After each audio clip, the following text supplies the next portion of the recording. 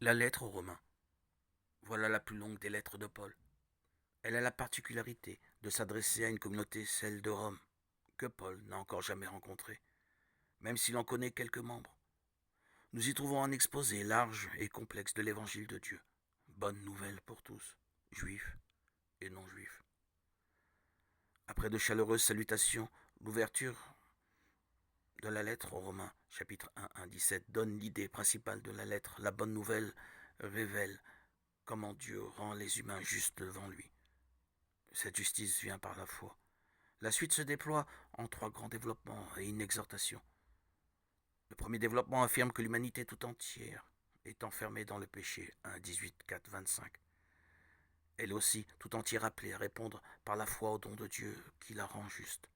Il n'y a pas de différence entre les êtres humains et nul ne peut juger l'autre.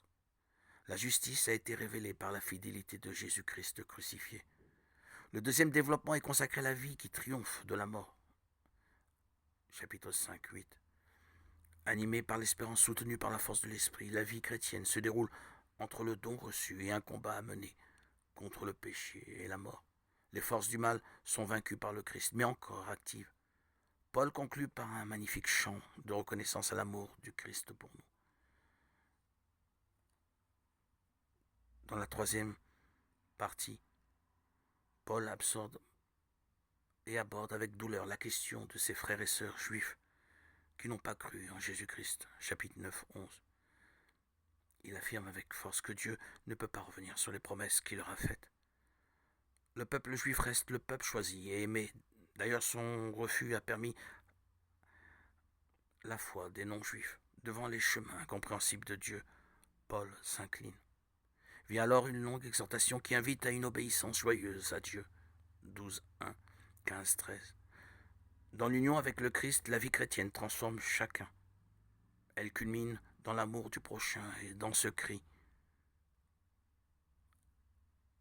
Accueillez-vous les uns les autres comme le Christ vous a accueillis. Chapitre 15, 7. Elle est un témoignage devant tous, y compris les responsables de la société. Dans la conclusion, l'apôtre Paul rappelle son désir de venir à Rome. Chapitre 15, 14, 16, 27.